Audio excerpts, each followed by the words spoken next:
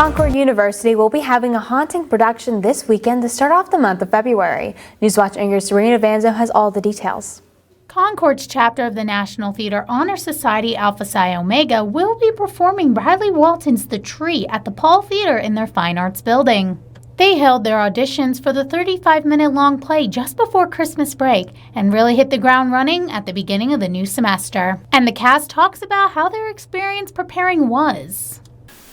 There have been shows where I've done where the rehearsal process has been an absolute nightmare, and this was not one of them.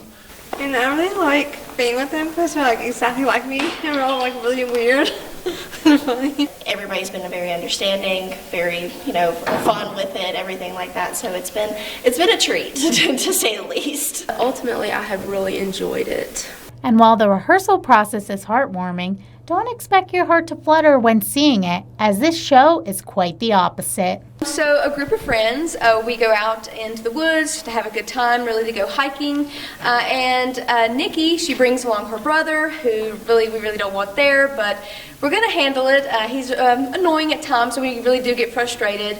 And as we're going through, there's a few obstacles that we cross that we start to go at each other's throat and everything, but we resolve it, hopefully. The director of the show and president of Alpha Psi Omega explains why he chose this show.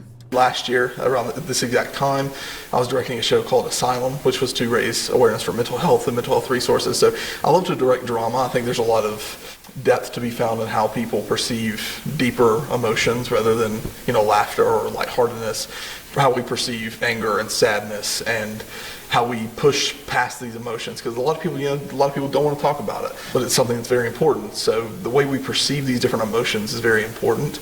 And students at Concord do not need a major in theater to do shows at Concord. Colette Lindley, a nursing major, explains what brought her to this show. I did Fiddler on the Roof in high school my senior year.